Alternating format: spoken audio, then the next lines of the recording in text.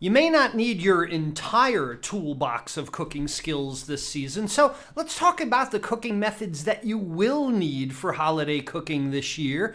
Simplifying your holiday cooking is by using simple methods, the most used methods we'll talk about today on the Carefree Cooks Code. I'm Chef Todd Moore, and this is the Carefree Cooks Code, every Tuesday live at noon Eastern. Here's our challenge. How can home cooks cook freely with creativity, confidence, and pride while ignoring recipes and still impressing themselves and others with what they cook? Well, the answer is found in becoming empowered with how cooking works, using dependable and repeatable methods of cooking that work for any ingredient, for any diet, and any desire, just like chefs do. And we'll know we've cracked it when everyone sees cooking as an exciting and rewarding way to improve their relationships, their lifestyles, and their health through better food and cooking. This is the Carefree Cooks Code. This is the Carefree Cooks Code. Hey, welcome back, everyone. The weekly show for methods, techniques, and insights into better food and cooking. Of course, we're live every Tuesday at noon Eastern Time, and you can find all my past videos in the archive on Facebook. Go to facebook.com/chef.todd.more/videos for any class that you might have missed. And if you want to see what I'm cooking when we're not live on Facebook, and often I explain how I did it or tell you where to find the video, then you can follow Chef Todd Moore on Instagram as well. Because I'm a carefree cook, I create my own recipes, I bring my friends and family together, I learn every time I cook. I create my own cooking style because I practice pro methods and I love my cooking. I might have to change one of those lines. Safely bringing my friends and family, only those that have been in my bubble. It's an esoteric kind of thing. You get the idea.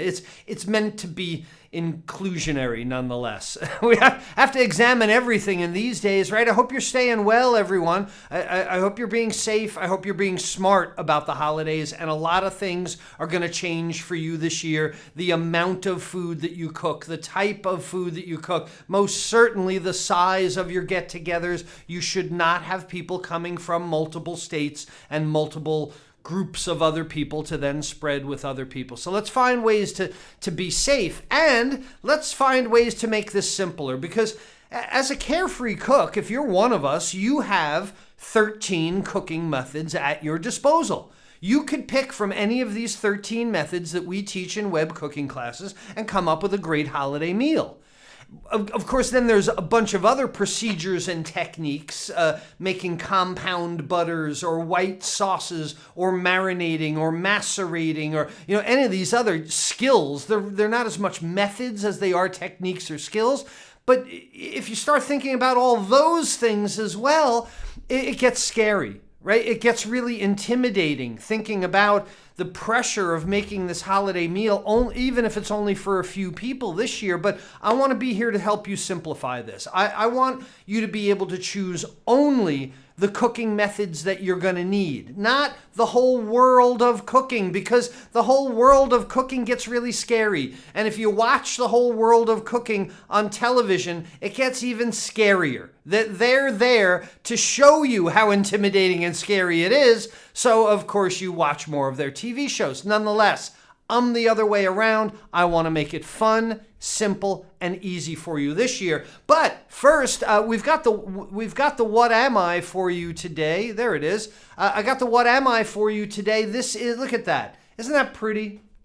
I've made this many times, and it's really, really cool. It's really fun. It's a holiday tradition, I would say. That's a hint. But if you know the name of this thing right here, it's got 13 letters to it, and that's the What Am I for the day. Tell me in the comments section below. If you can spell it correctly, you get 100,000 extra points as a web cooking classes student. If you're not a web cooking classes student, 0. Sorry, I can't give you points if you're not in the class.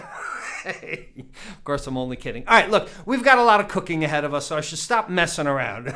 In the next 6 weeks or so, I want to help you. I want to be there every step of the way so you can create the best holiday meal this year and feel like a guest instead of the caterer. That's a complaint I hear so often. Like, I feel like I'm working for my family instead of enjoying the meal. Well, if you want to be a guest at your own table, it starts with simplifying. And I'm going to assume you're already a skilled cook. Okay, you're already a skilled, confident cook, and there's just a ton of techniques that you could show off this holiday.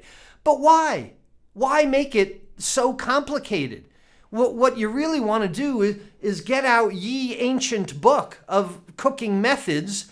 I keep this under my dragon's lair. I don't know. This ancient book that I pull out every year, we want to make sure that we use only the methods that we actually need to make a great holiday meal and leave the others out.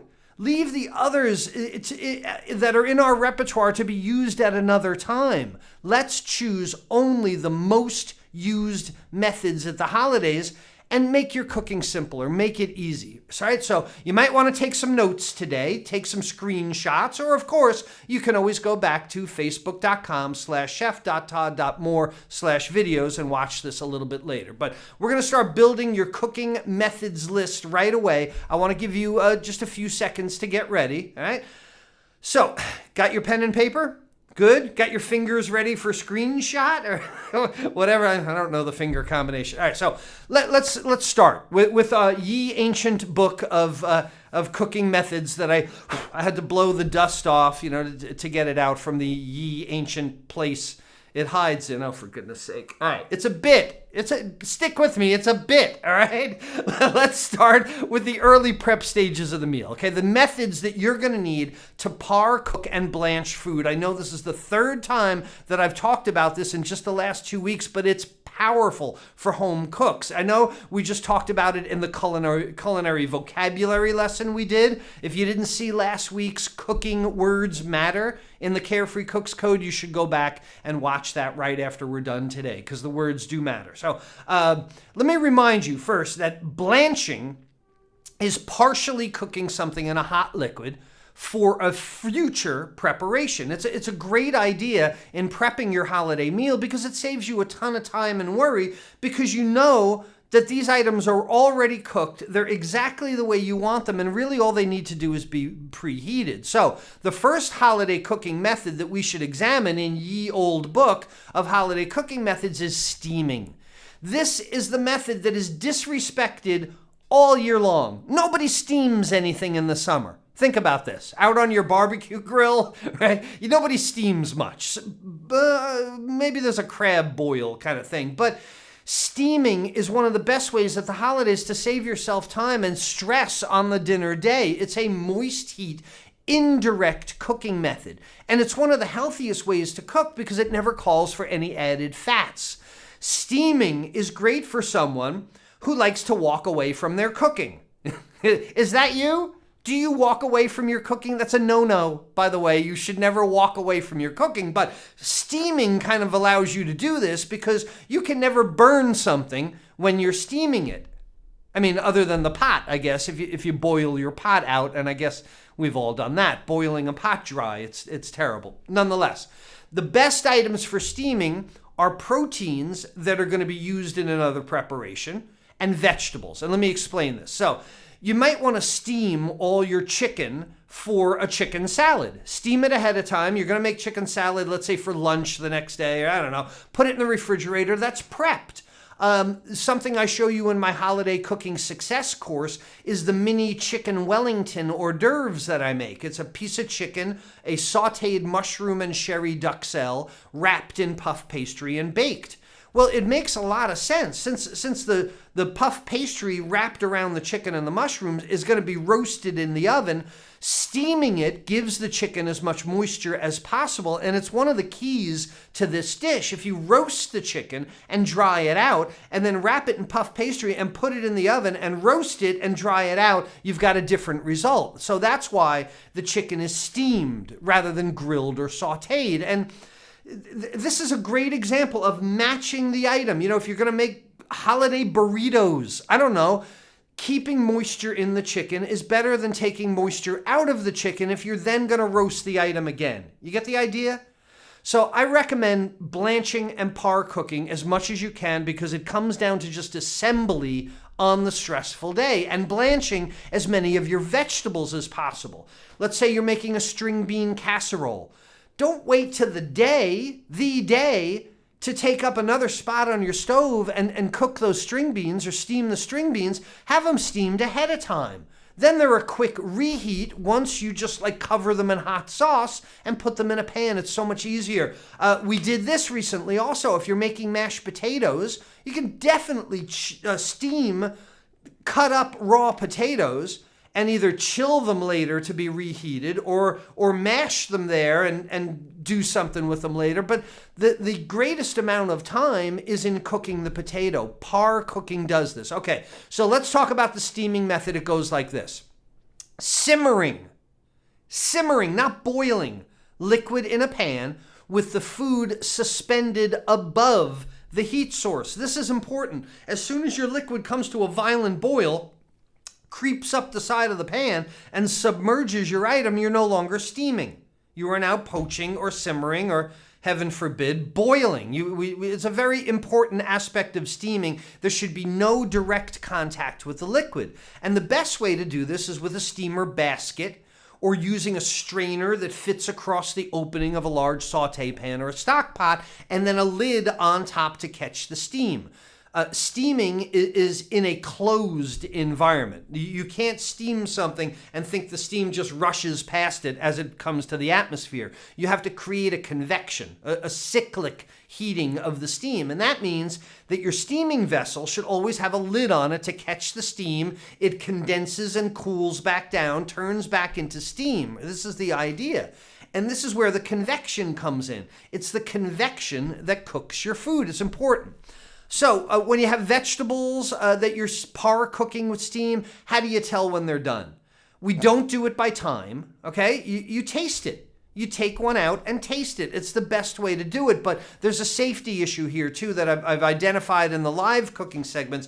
Don't ever take something right out of the steamer and throw it right in your mouth. You're gonna steam your mouth, you're gonna burn your mouth. Always take an item and rinse it under cold water first, shock it, stop it from cooking, then it's safe to bite and tell whether it's done or not.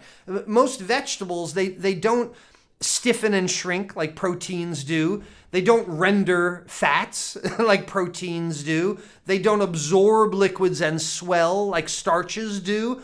Their fiber breaks down. So where a vegetable is done or not has entirely to do with how hard or soft it is. You taste it. That's the best way.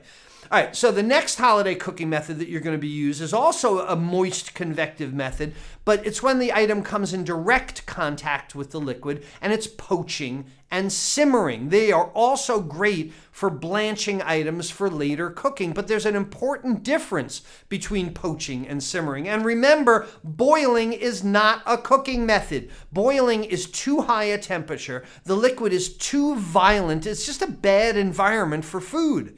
Boiling is 212 Fahrenheit, 100 degrees Celsius, but most items are fully cooked way before they reach that temperature. It's just not necessary to have all that extra heat. It's like cooking an omelet in a 500 degree oven. The eggs, they're done at 165. They just don't need all that heat, right? But if you can control moist heat, if you can have a true simmer, this is a great way to cook because you control the movement of the liquid better. It doesn't destroy your product. Think about the difference between a truly boiled potato, one violent liquid, right? And one that is simmered. Small bubbles around the edge of the pan, slight convection to the liquid. This is the difference between a busted up potato in milky white water and a potato that retains its shape in clear water. Simmering is 185 degrees Fahrenheit or about 85 degrees Celsius. And when the liquid you're cooking in, like I said, has small bubbles around the pan, not large bubbles in the middle, small bubbles around the edge of the pan, you see the convection, you see the movement of the liquid, you see the movement of the items, and the bubbles are gentle. A poach It's just a little bit less heat. And this is when you can really control moist heat. It's a moist convective cooking process, and poaching is done at 165 Fahrenheit or about 74 degrees Celsius. It has no visible bubbles. This is important. If you see a bubble, you're not poaching, okay? It also has what I call the lazy river, a slight convection to the liquid. You might see a little floaty, slowly float by, right? Because poaching is used for the most delicate items like fruit or berries for your pies, for your pastries, right? Poaching pears, poaching apples. And one of the biggest advantages of these two methods of poaching and steaming is the ability to add flavor to your cooking liquid. Simmering or poaching or steaming in chicken broth or vegetable broth is always going to give you more depth of flavor than water will. I don't know why people want to debate me on this.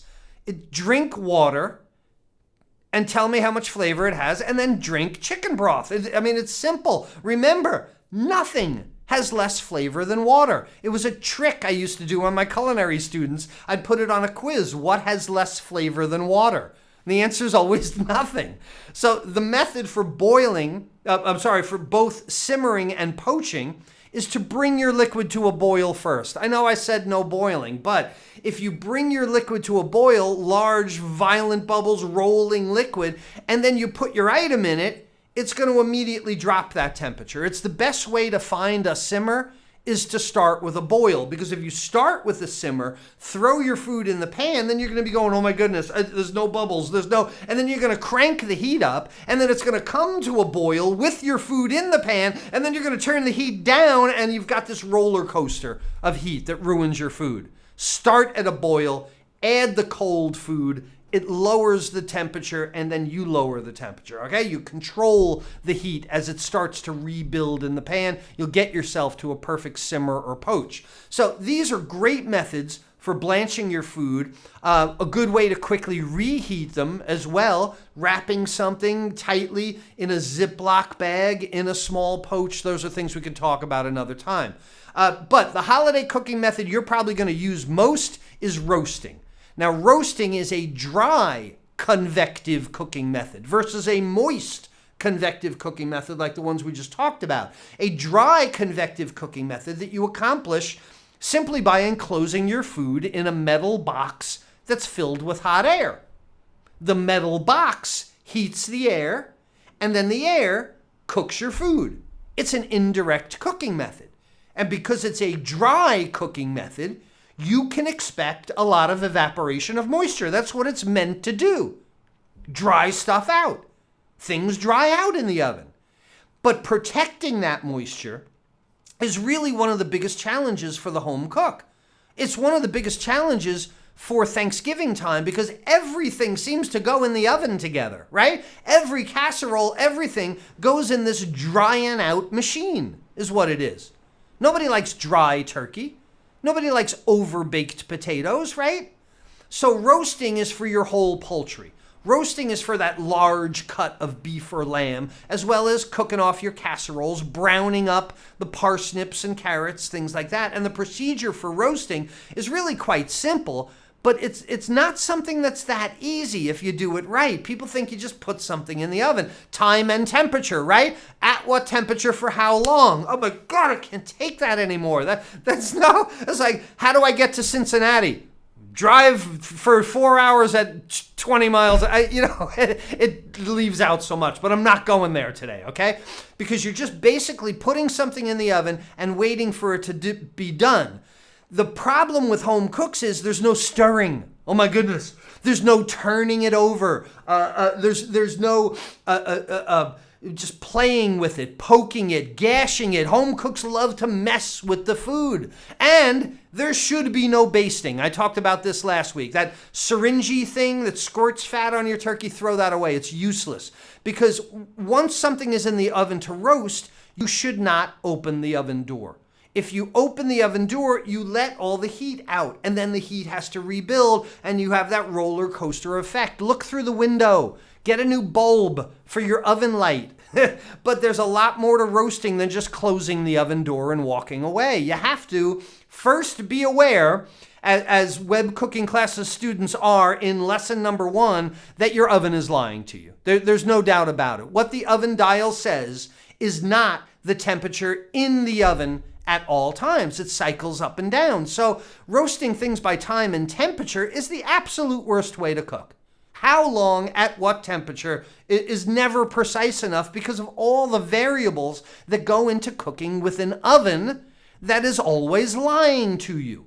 So keep in mind that heat bounces around in the oven like a super ball. Were you a kid when you had those little highly rubberized ball? Well, imagine opening your oven and whipping that super ball in there and closing the door, and it goes ding, ding, ding, ding, ding, ding, ding. It bounces off all the walls and the ceilings. So if you want something to be browned on the top with the heat bouncing around, it should go on the top rack, and the super ball is going to bounce off it that way, close to the top. If you want your casserole to be heated in that glass pan, the trick is heating up the pan and letting the pan heat the food.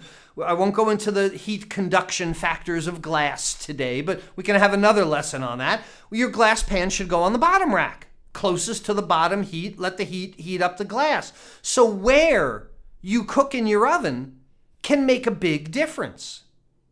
This changes people's thoughts a lot. If you want things to brown, top rack. If you want them to bake, bottom rack. Figure out where the hot spots in your oven is. The next question is, how do you tell when it's done? Well, in roasting, it calls for an instant read digital thermometer. There's no more precise way to quantify when your cooking is done. Know your finished temperatures and quantify doneness with your thermometer. All right, lastly, here's my best tip for roasting that probably nobody does. If you're roasting and you're drying, right? Roasting is drying. Then how about adding some liquid to this environment, this metal box that's designed to dry stuff out? How about putting some liquid in? If you'd like to help retain moisture in everything you roast, put a pan of water in the bottom of the oven. Let it turn to steam and fill that metal box with steam as well. As the water turns to steam, it fills this environment that now has a higher moisture content of hot air, and there's no room to dry the food out. It's a scientific thing. The moisture from the food has trouble saturating that air. But you got to keep in mind, though, that moisture inhibits the caramelization of sugar, so it makes it hard to brown things. So if you want a brown turkey, you've got to use my bottom-up method first.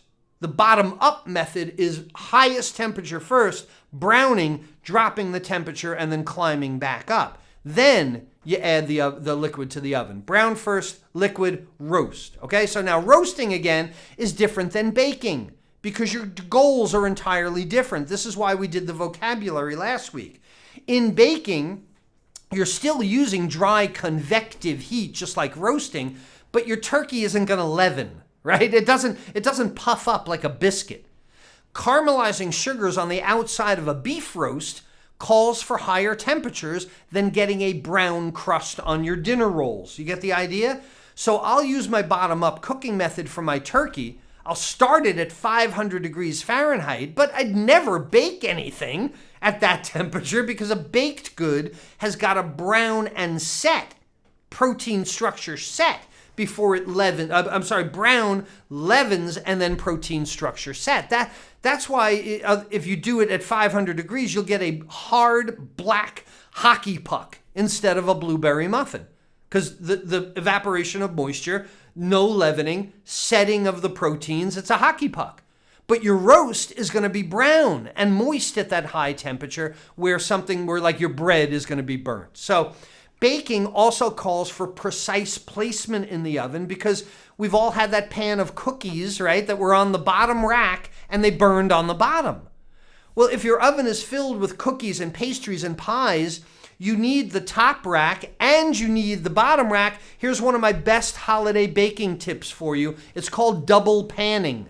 Double panning. If you use 2 pie tins for your pies, or 2 sheet pans under your cookies, an original sheet pan, then one under it, you create an air gap. Air gap dissipates some of the heat and will help you prevent the bottom rack from burning your cookies on the bottom. Double panning stuff is so much better than opening the oven multiple times to move everything around and spin things from rack to rack. Just double pan the bottom and single pan the top. All right. While we're talking about baking, I need to remind you that most baking mistakes don't happen in the oven. Most baking mistakes happen in the mixer, and there are specific mixing methods to use to arrive at the baking result that you want. Baking is not as simple as putting all the ingredients in the mixer and mixing it together, right? We've learned this in past episodes. Cookies, cakes, pies, some pies, call for the creaming method, where you cream the butter and sugar first. Biscuits and scones call for the biscuit method, where you cut cold fat into the flour.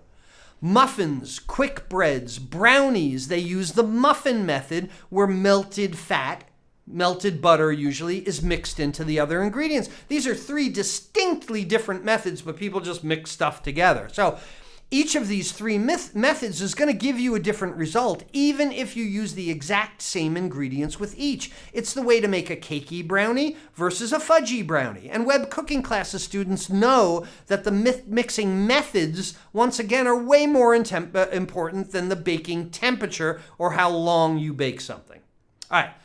Getting short on time. Lastly, the holidays are perfect for combination cooking methods like stewing and braising. These really are the original holiday cooking methods. These are the ones that have been used for hundreds of years. Back in Victorian days, you read Oliver Twist or you read Christmas Carol. They weren't deep frying turkeys back then. They weren't grilling black bean cakes or something.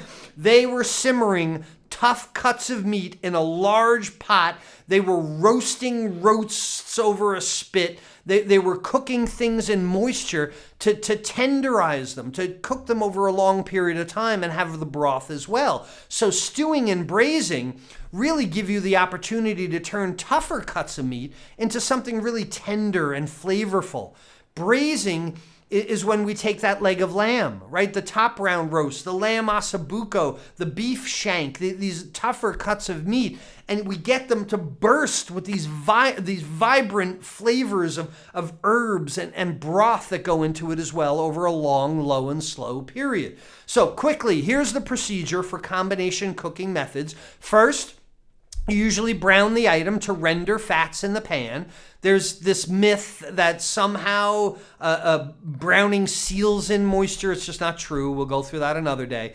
Proteins are browned in combination methods to render fat more than anything, not to seal them in some way. The fat gives flavor, gives visual appeal as well. Then aromatics are sauteed in this fond. A liquid is used to deglaze the pan and start your braising liquid. Then it's really important to have an acid. Tomato, wine, vinegar, citrus. This helps break down connective tissue and tenderize meat. Then it's just a matter of long, low, and slow until it's done. And it's so funny, people ask me the temperature. What's the final temperature of a braised item? You can certainly use your thermometer if you want, but if you cook something for 5 or 6 or 7 hours, it's safe to eat long before it's done. That's the whole idea. And there are plenty of cooking methods that a carefree cook is confident in, but you don't need all of them. You don't need 13 methods to get the holiday done. Your meal is going to be so much better, so much easier, so much more fun and less stressful when you focus on the few methods that you do need this holiday season.